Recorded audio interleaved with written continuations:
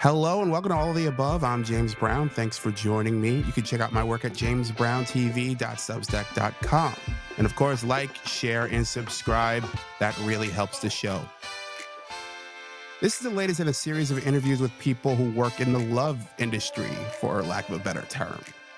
That's part of how I would describe what Jenny White does on the internet. She's the owner of lovepill.com. Among her services is coaching nice guys like myself. At least I would qualify myself as a nice guy. Jenny, welcome to the program.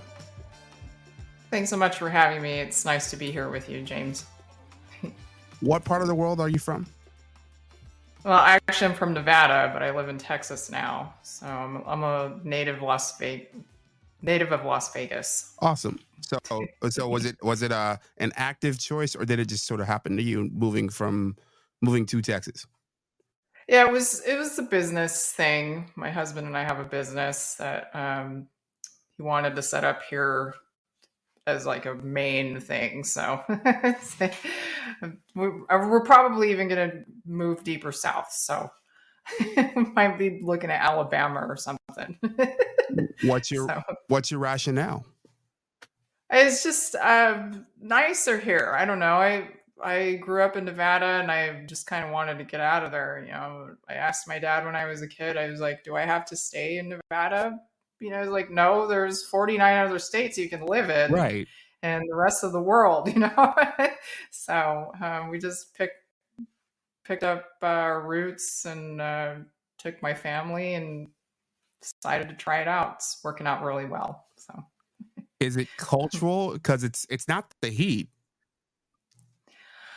No, and there's no place hotter than Las Vegas, except for the really humid places. Because Las Vegas is really dry, so you know it's a lot more tolerable than even just a 95-degree humid place.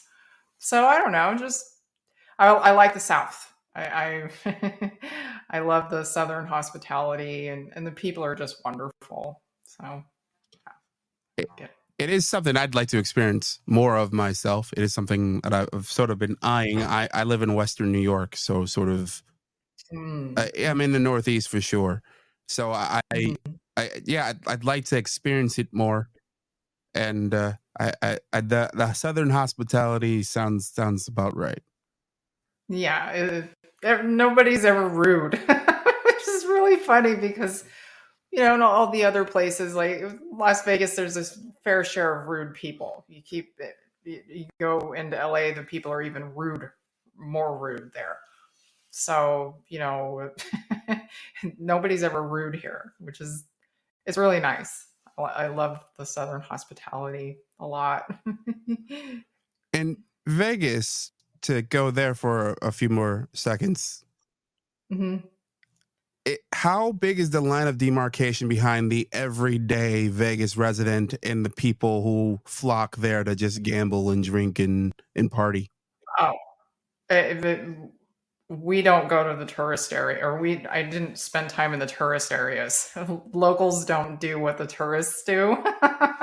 There's local casinos and local attractions for people that they frequent, whereas the tourists generally tend to stay there.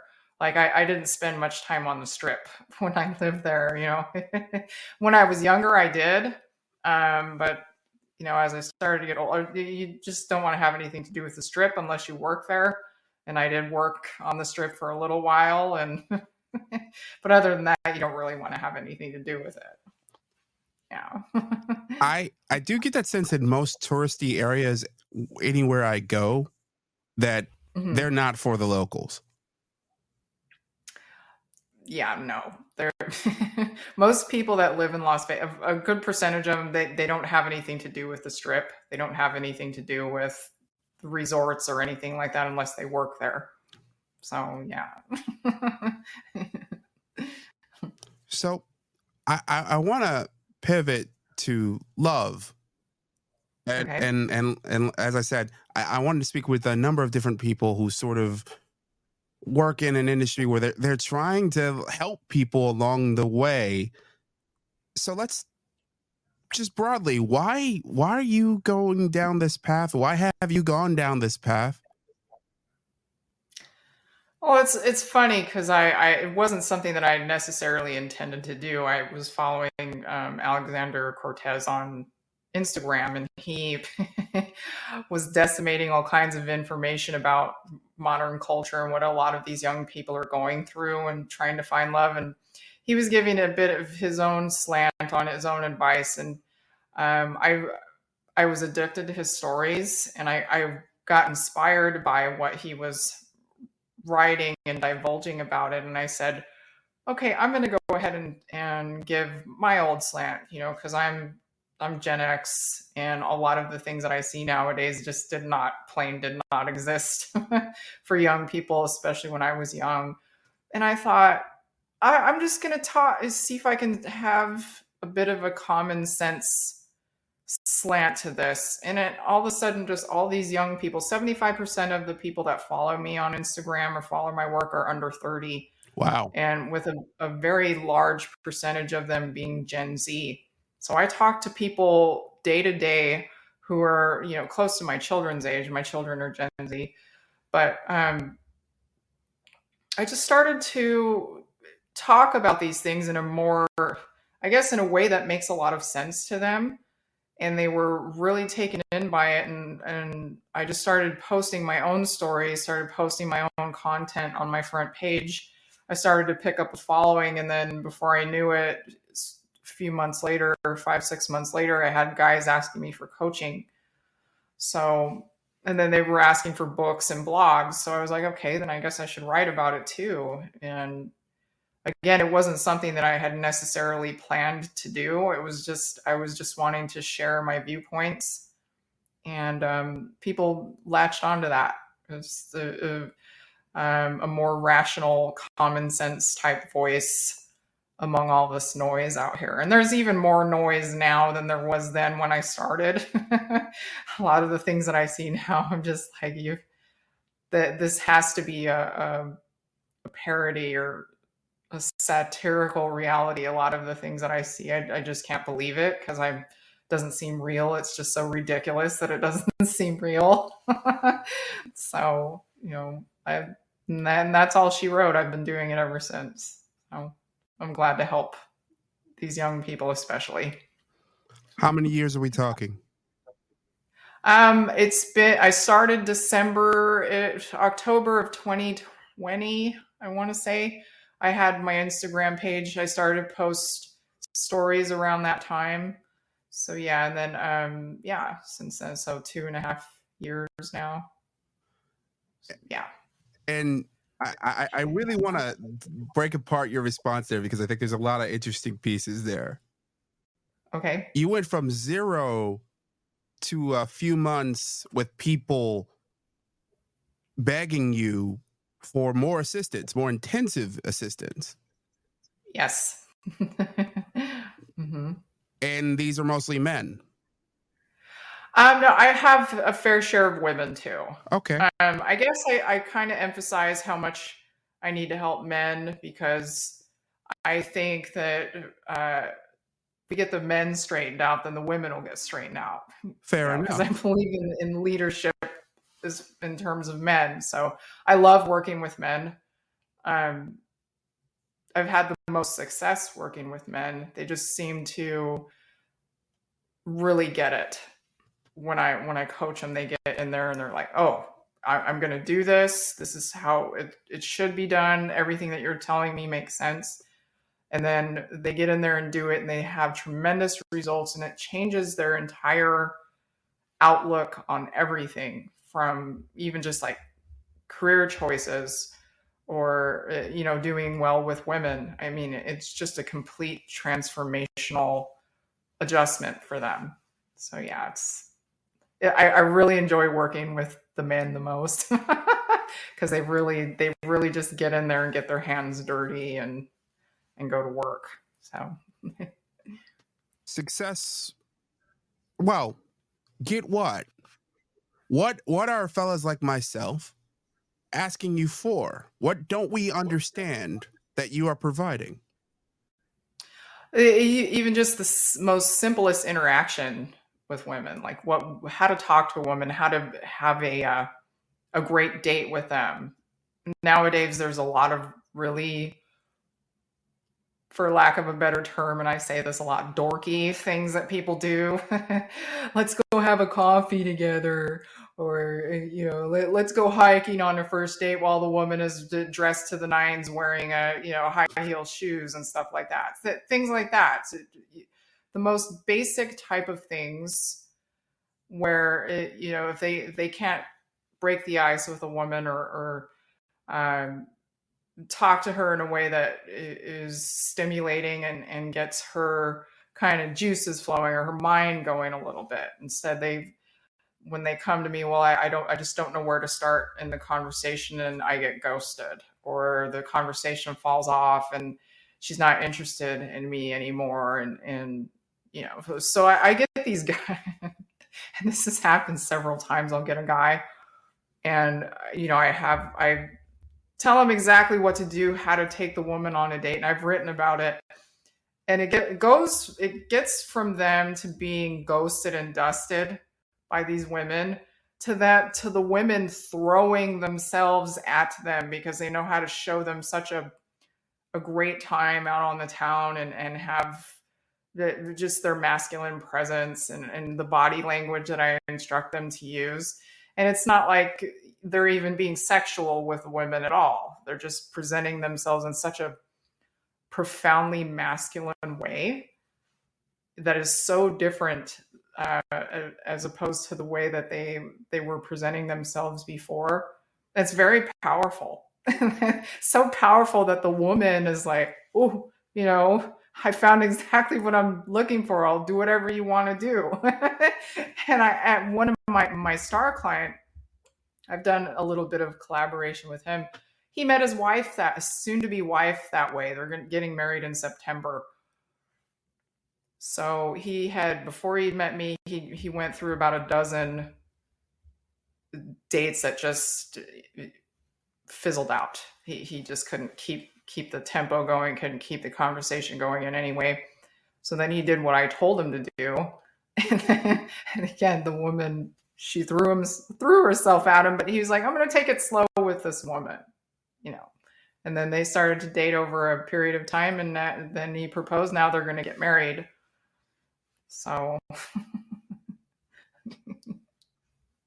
I have so much. Let's start with one of the things you pointed to. You pointed to younger people. You also mentioned that you're Gen X. Mm-hmm. What are younger people not understanding?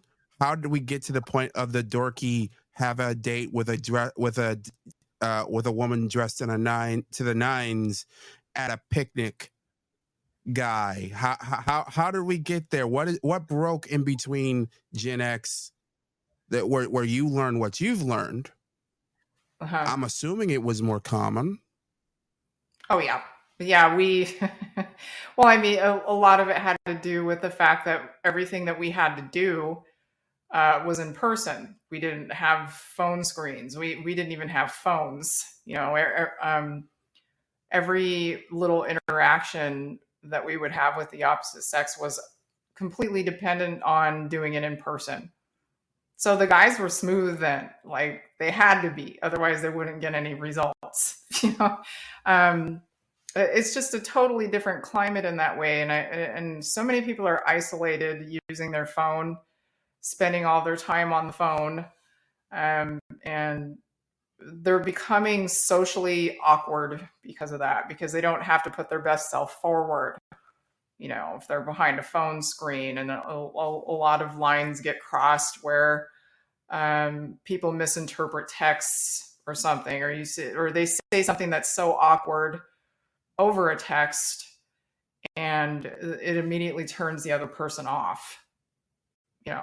Whereas in my generation, we did not have that luxury at all. We couldn't hide behind a phone screen. If we wanted to hit on someone, and we wanted results with them, we had to put our best self out there. And it was just ingrained in our culture. boys did boy things. Like the big thing with us was BMX for the men in our generation, BMX, X Games, and stuff like that. And then we would go and watch them perform. None of us girls tried to get in there and compete with the guys or anything. We just wanted to watch. And I think that was so important for young men then, because it gave them a separate identity from the women, and they could excel at something that we could admire them about greatly, that we couldn't do. Oh, I'm gonna go watch I'm gonna go watch my boyfriend play football. It's like, I'm gonna go watch my boyfriend race BMX. And there was a lot of male pride in that culture. Like, boys were expected to be boys. Now it's like they're not being encouraged to even be boys in any capacity. Just sit at home on your phone, socially isolated. Don't do anything cool. Don't do anything that you might get a couple bruises on the knee, skinned knee or something. Our guys were rugged and they had game. And now I find myself, especially with millennial guys, getting them, getting the dork out of them and getting them to feel like men. See, this is one of the things that's fascinating for me, because I'm not exactly sure how old you are. You're Gen X. I'm guessing, I would guess mid 40s. Yeah, I'm 46. Mm-hmm. I'm 39. So I'm like right in the middle there. And I see kind of both worlds you're describing. I remember dial-up internet. Like, I remember like asking girls out before even having a cell phone. When I went to college in the mid 2000s, we didn't, like, I had my first phone like late on in college, like, so I vividly remember this clear world of sort of existing and interacting with people without the phone on you as a constant thing. You were literally, whether it's a cordless phone or you were at home. And sometimes even at that point, a payphone, even at that point. Right. Yeah, exactly. And I look at these younger cats, even getting 30 and younger, and they have no sense of it. Yeah, for sure. They've been raised with their face in a phone screen, and the dopamine that people are chasing from that. So, we didn't have that in my generation. The only dopamine we got was like glancing at the person that you liked in fifth period or whatever, and having them check you out, or some candy. Like, we could eat, Dum Dums lollipops or something like that, and then maybe going on the water slide, and then riding our bike on a hill where we have to do a jump or something. That was like the extent of dopamine that we got. We didn't get a constant rush of attention from people, in the palm of your hand. In women's case, they can get attention from hundreds of guys for posting a provocative photo. And then men can go on and look at any variety of different types of women sexualizing themselves. We didn't have those things. So therefore we were able to have in-person interactions that actually were more meaningful. By the way, it would be jumping a bit ahead for me, but OnlyFans and the state of Instagram as a ecosystem that most of these people are plugged in through these screens were on my list of things I definitely wanted to bring up with you. Sure. But before we get there, I'd like to speak to some of the things you brought up, and the socially awkward, social isolation. You're married to this screen. This screen is controlling how you interact with the world. Thankfully, I'm in a relationship now. but about a year ago, I was not. Mm-hmm. And being right in that middle world that I described a bit ago, you get out, Mm-hmm. and as I knew it, you would approach women in public. You'd approach them in a bar, in that public place. And it seemed as if the phone had become, even though they were in that public place, the phone had separated them from being in that public place. Right. Mm-hmm. And I found myself asking the question, if the phone, if the phone is separating you from being present, uh, ostensibly to meet new people, I would imagine if you're at a bar or you're in a public place, Mm-hmm. it seems like a contradictory thing.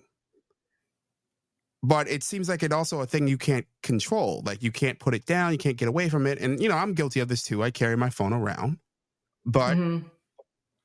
um, and in your descriptions of sort of like getting in, having these folks in this constant haze of dopamine Mm-hmm. seems to have hampered basic communication.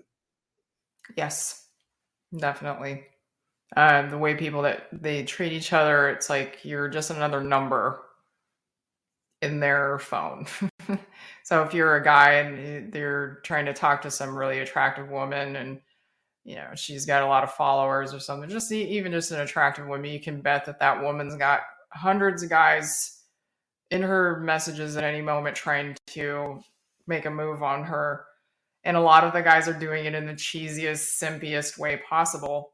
So whenever I talk to guys, it's I or even women, I feel like it's strange of me to have to say this, but I have written about it in the past. I said you have to give people like a shock. You have to give them a shockwave interaction to where it curtails the dopamine, and then it brings them back to the present, to where they can acknowledge you in like a way that is meaningful.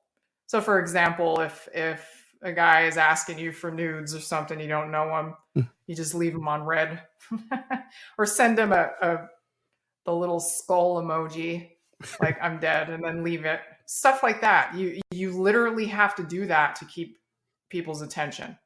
Otherwise, you're just as predictable. You have this. You have your days are numbered. And if you a lot of these guys will get into a woman's DMs using the same type of pickup lines, or they're not even pickup lines. You're so beautiful. You're so beautiful. And then she's on the other side of the screen looking at her phone. Another dork who's telling me I'm beautiful. Right?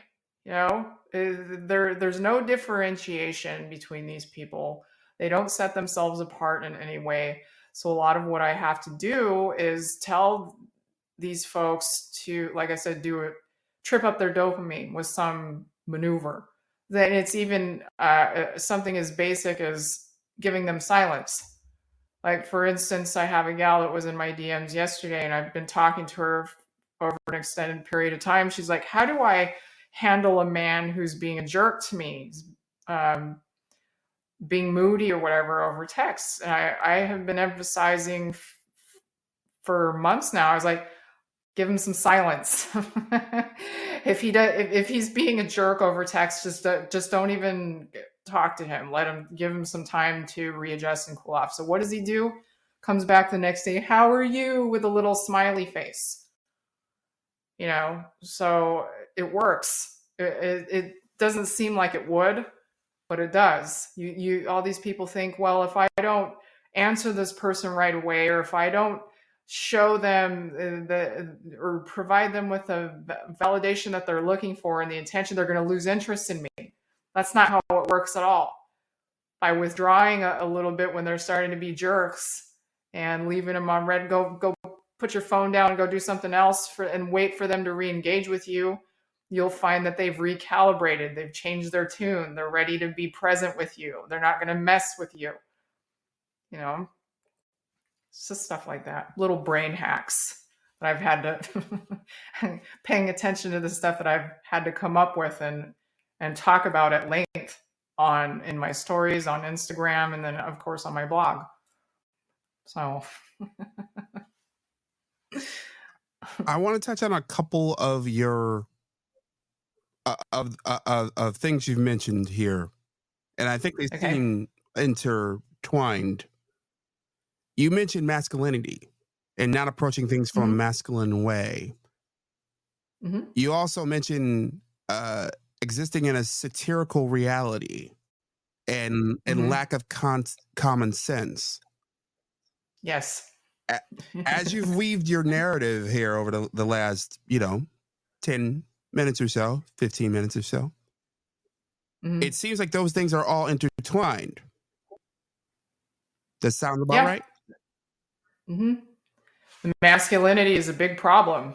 Uh, Lack thereof, I should say. A lot of guys, and I've had people come after me and tell me, "Well, you're a woman. You shouldn't be teaching men how to be men, how to be masculine." I wholeheartedly agree with that. I'm a 46-year-old wife and mother. I shouldn't be on the internet having to help men learn how to be men. I totally agree with that. But at the same time, it's just a testament to how lacking it is that I have a job helping men with this, you know, and I do it rather well. Um, and I attribute that to my upbringing because I had very strong male role models in my family. So I got a bit of their masculine side etched into me in growing up in that environment. So I know what a man looks like. I know what a masculine man looks like. I married one as well as a result of that. So a lot of what you hear these women online talking about, I want money, I want this, I want 6 foot, 6 figures, 6 inches. To me, that's a euphemism as I want a man. They go online saying all this and that, but if they had a masculine man sitting in front of them, I mean the kind that just his masculinity is so palpable. It's undeniable. Doesn't matter how much money a man like that has, a real powerful guy who's strong and emotionally put together. He can't nothing phases him, and he's just above it all and has this great presence about him.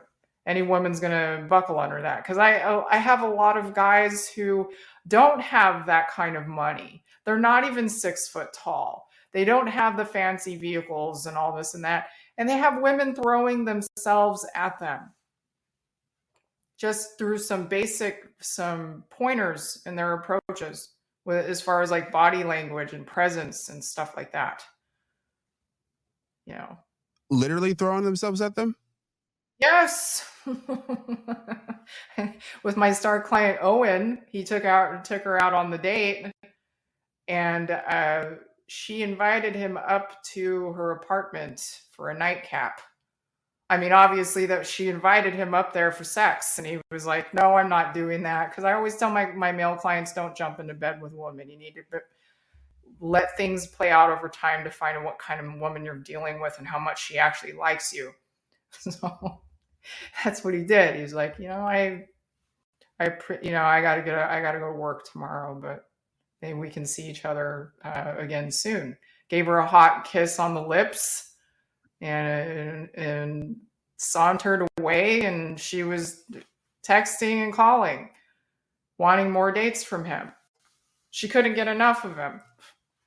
Did he use any cheesy pickup lines? No. Did he use any manipulative techniques? No. All he did was show up and be a man and present himself the way a man should.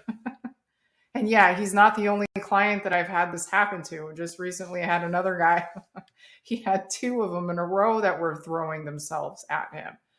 Granted, the first one that did it was a little bit too crass and forward, and he wasn't turned on by that at all.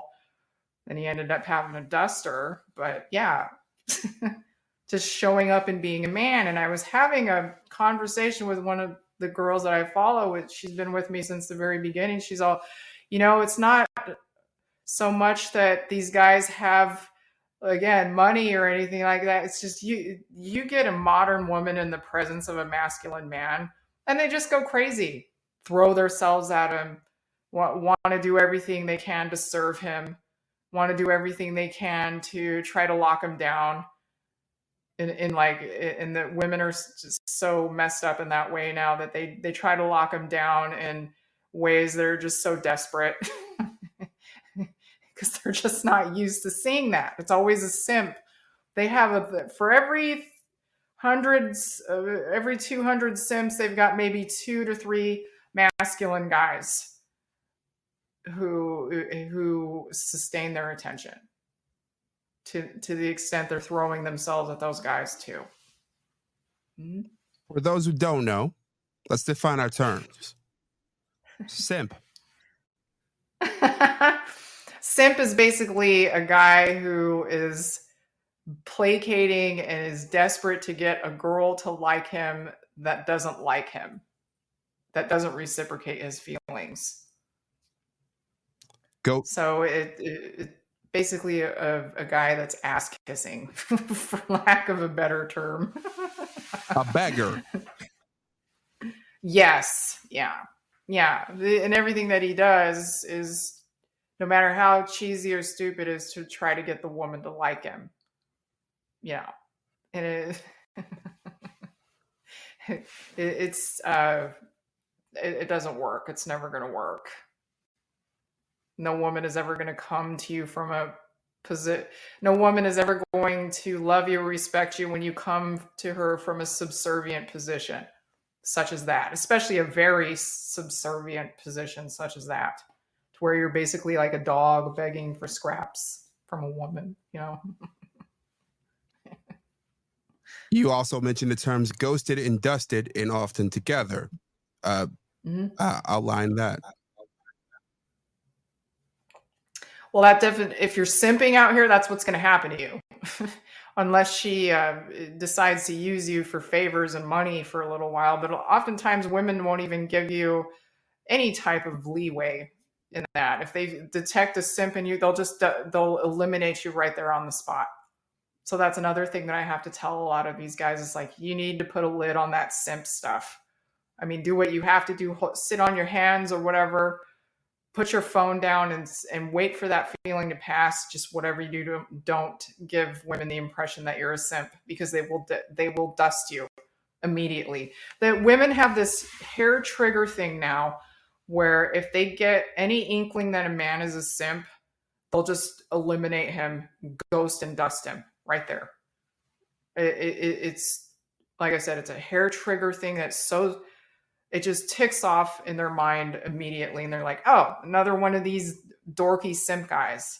I'm out. He's gone. He's eliminated entirely. Right from that point on, she'll never speak to him again. Ghosting would be essentially disappearing, correct? Yep. Yeah. And dusting, as I've heard it, is essentially cutting the guy off at his knees. Yeah.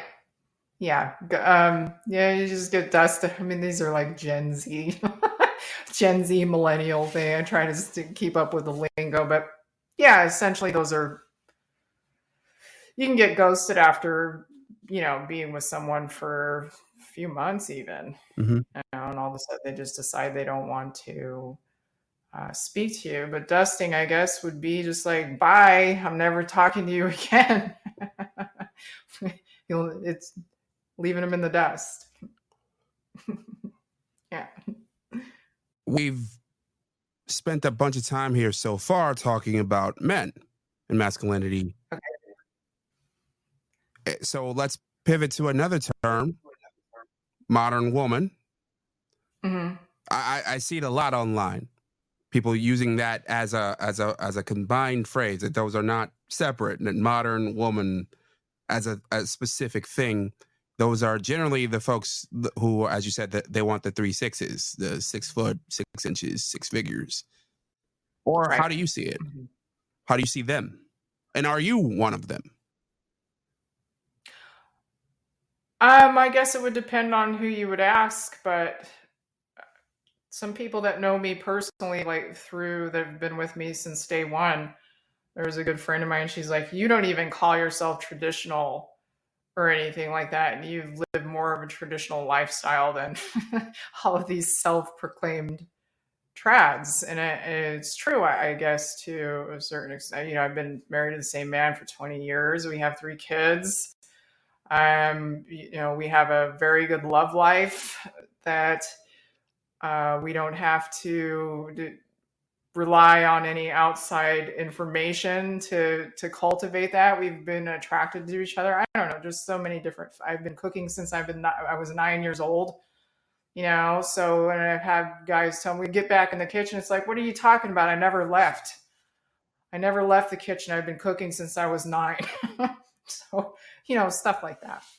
But as far as like modern women, where they rush to pay half of everything, if not finance a man's whole lifestyle if they feel like it, move in with a man and cohabitate without a marriage, without a ring. A lot of modern women are cooking and cleaning for guys that aren't even committed to them whatsoever at all. No, I've never done any of those things. I never would.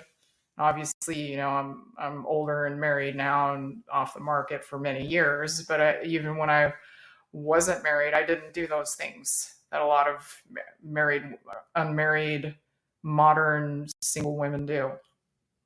No, I wouldn't do any of those things. When you coach and you interact and with these women, these modern women, what do you tell them? Mostly what I'm seeing with the biggest problem with them by far is them trying to act like a wife for a man who was not committed to them at all. They use the cooking and cleaning and sex as a way with men. They're not, some of them, they're not even dating the man. They're not even actively dating that person, but they're what they call a situationship. I've never been in one of those either, but they'll act like a man's wife, like a rent-a-wife for a man who is zero interested in committing at all whatsoever. So I find myself telling them and I hate how we ended up doing this, but they're splitting hairs. So when should I cook for a man? When should I clean a man's apartment? When I was like, are you in a relationship with the man at all? It's probably a divisive line that I draw because I have indicated in the past, I said, I've never cooked and cleaned for any man that wasn't my husband. I've only done that for one man, and that was my husband. And I'm not doing that for anyone else. So, you have to audition for this. They need to know if you can fill that capacity. It says, no, he doesn't have to know that. I said, he can come and look at your home and see what kind of cookware you have and make an assessment, a fair assessment that way, right? He can see what kind of cookware you have, what kind of food you got in the refrigerator. Maybe put some baked goods on the oven, the top of the stove there, and leave him out. Can help himself and have one. Men aren't stupid. A man can tell whether you're good at cooking and cleaning or not, but just by observing your living quarters. I just don't buy this whole thing. Well, you need to audition for a man for months and cook and clean for him when there isn't even any talk of commitment on the table at all.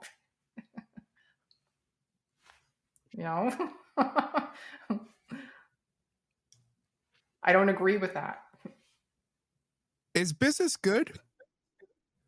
Yeah. Oh, yeah. Kind of slowed down a little bit because my husband got sick. He ended up with a brain tumor.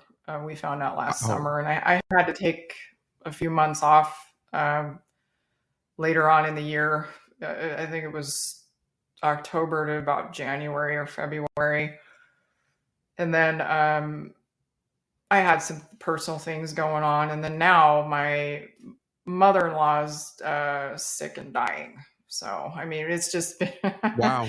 it's been a torrent of just things that him and I have had to face in the past year. So yeah, my business is going good, but it would have been going better if I, didn't have all these catastrophic things happen. But I mean, that's life. Everybody's got problems. And You know, terrifying. yeah, very, very. But I'm so glad that my family, we were able to pull together and support each other, and then that just made me realize just how much how important family really is, how important marriage is, and the people that you love. So. Well, personally, like I've been going through it the last few months myself. As folks who Mhm. follow my Substack know, my mom's been sick. She nearly died and is in a rehab facility now. Mhm. And it is a thing where you realize that there's something about having to actually fill out a form where you have to Mhm. mention, man, if something happens to me, who is going Right. who's going to be the person that comes to Mhm. help me out? Yep. Yes. Yes, we had to do the same thing. Wills. Yep. And as a young person, you don't really, it doesn't cross your mind. At least it didn't cross mine. No. No. Well, I mean, I had to fill out. We had to fill out living wills, though. Like in the event of this. So yeah, I mean, I've had life insurance and all those types of things set up for a long time, but as far as like making out a living will and the power of attorney and all that, Sure. should anything happen, yeah, no, we had to do that too on top of it. So but I mean that's life. And then especially in midlife, all these things happen. Things that you can't control and you don't expect. But I mean, yeah, I would hate to be doing that alone. I'm very happy I have my husband, you know, and vice versa. Did it teach you, did these experiences, are these experiences teaching you anything about relationships that you can share with the rest of the world?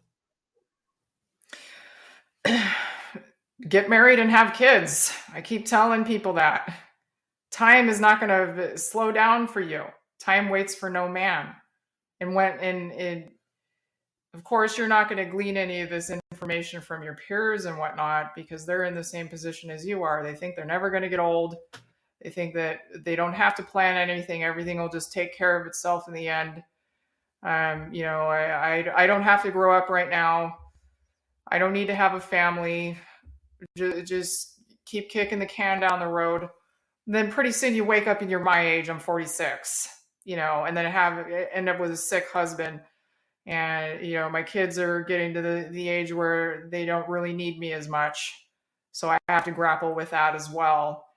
And any person that I've been seeing a lot of these videos lately with older people who are like wealthy and stuff on Instagram. The number one thing they said is nothing else matters except your family, except the people that love you. None of this other stuff matters. There was a man, I don't know who he was, but he was successful. He said, how would you define success? Some billionaire guy. And he said, how I would define success is when your son gets on the phone with you every day and calls you because he misses you and he wants to catch up and know how you're doing, that he's actively in your life. Whereas, because when you're old like that, usually your kids, they don't have as much to do with you as they did when they were kids. So he measured success in terms of your grown children actively wanting to be in your life. And I agree with that. Totally. And I absolutely agree too. I feel like because I haven't had kids. I haven't been married. Mhm. And as I approach 40 quickly, or about a year away, Mhm. those are two of my biggest regrets so far. Yeah. And that it's like, what was I waiting for exactly? Um, I Mhm. couldn't tell you in hindsight, and but there's obviously still time, little time, less time, but still time. Mhm. I People find love every day, but you have to make that a priority as far as like tending to your life, making sure that you got all your everything aligned and how you want it, so that you can share your life with someone else. Another thing that they encourage young people to do is be so selfish and infantile.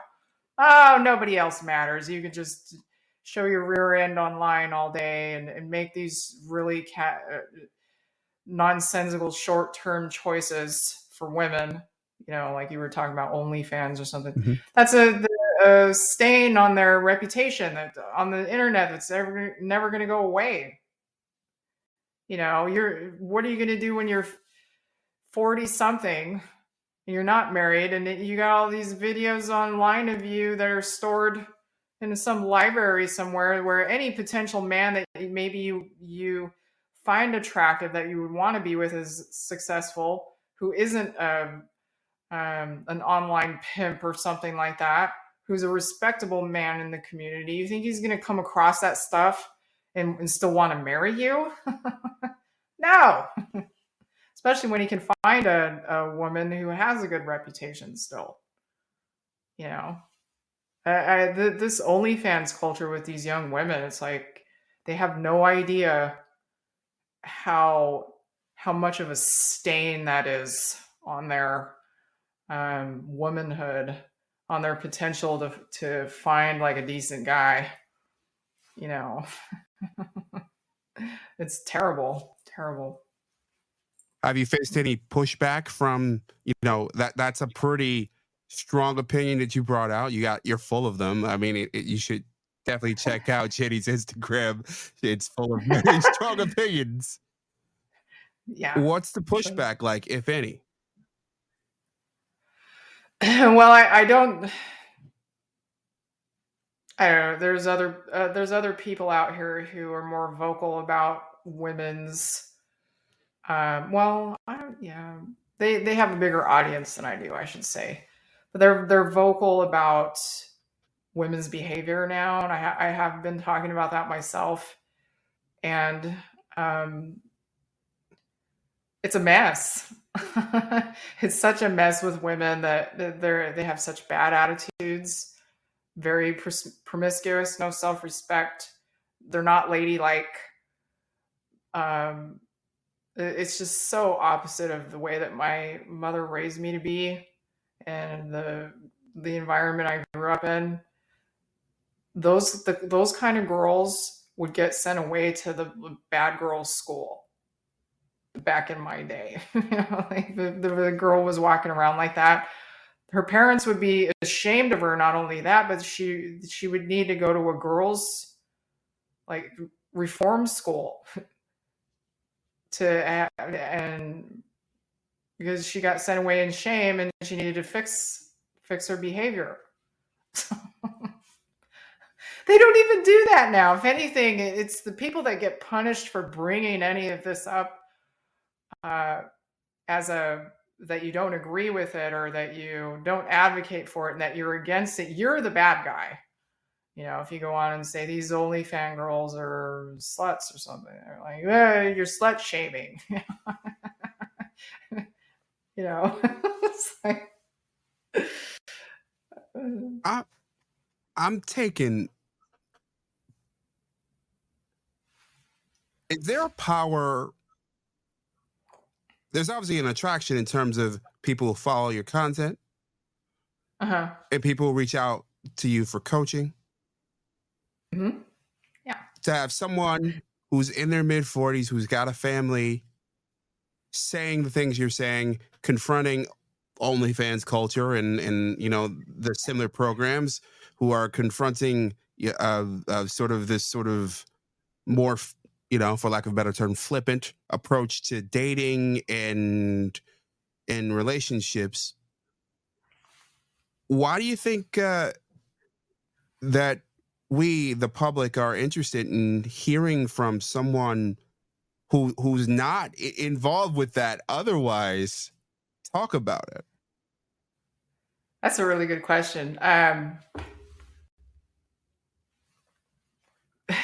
I've known this for a long time throughout my life, is like people are older people with wisdom, they're indispensable. Like people look up to them, no matter who it is. I've had those figures in my life. My own mother, I had a couple of godmothers that were like that, just chock full of wisdom.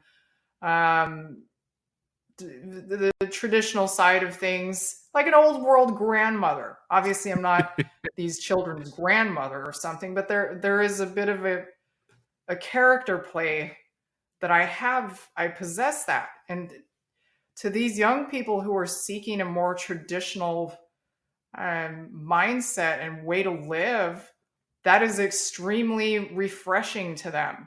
It's extremely valuable to them to be like the quasi little Italian grandmother to them. You know, they love it. They eat it up. They even love the old school language that I use, that I grew up with my parents. I'm using that, some idiom that is archaic that, they never heard before, but I mean, it was always something I heard when I was a kid.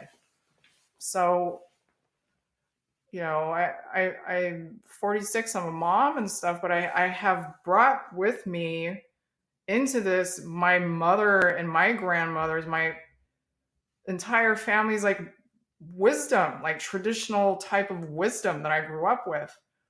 And these kids are dying for that.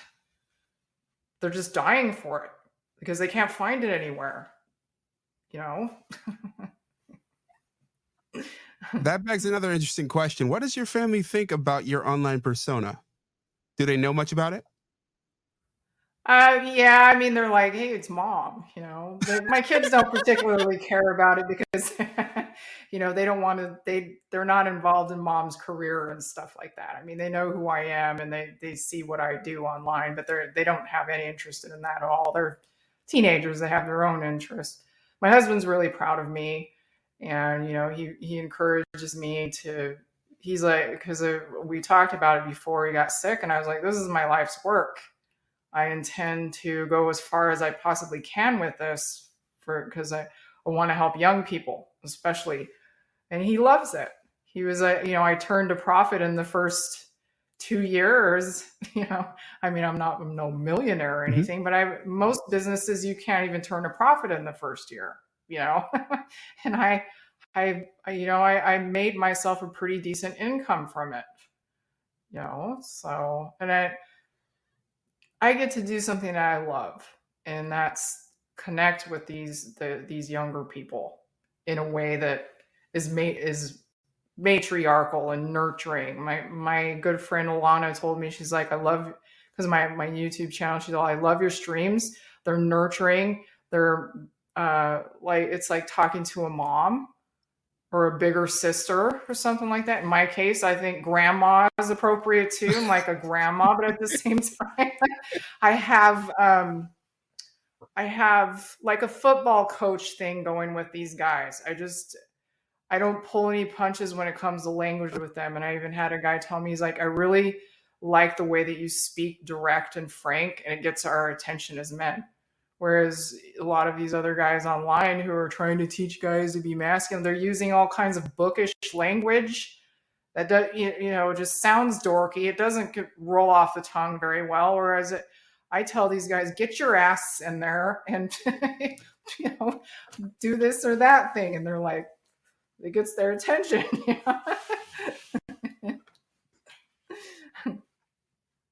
How different are you at the kitchen table or in a grocery store than you are online?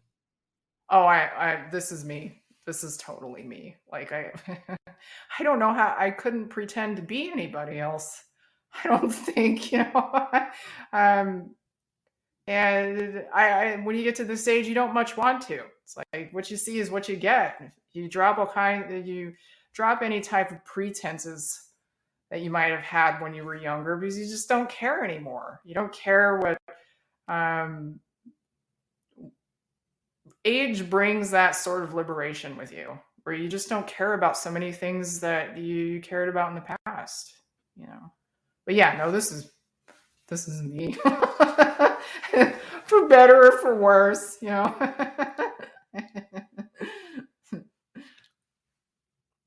Flatly, why should we get married? Marriage is the as an institution is the backbone of any sane society. In my stream the other night, I was talking about it. I said, this is like a communist thing, the breakup of the family unit. The Communist Manifesto is where they tell you they want to break up the family unit so that you can be dependent on the state. The family is like, you can look at a family as its own kind of separate organism. You got the father who's the head of the household, the leader, the mother who looks to him and depends on him. And then you got the children who look to the mother and the father. And they have important roles. Each of these people have an important role. The dad's role is to instill values, to provide direction, to give kids a sense of strength and purpose that only a man can provide. A woman is there the wife is there to nurture a child and cuddle and love in the way that only a woman can nurture a child, and each child feels that different sort of love and respect for their mother and their father. Like when I was a kid, I looked up to my dad. He was the strongest man in the world to me. Most strongest, most heroic, most courageous man I've ever known. Being a daddy's girl was how I was raised. And to me, that was such an amazing gift to be able to be raised that way by a man that I completely respected. And again, it's marriage provides us with purpose. Jordan Peterson talks about that. You grow up when you get married. You feel like now I have to show up and be accountable and be responsible for other people. And that gives you a purpose, gives you a reason to get up every morning.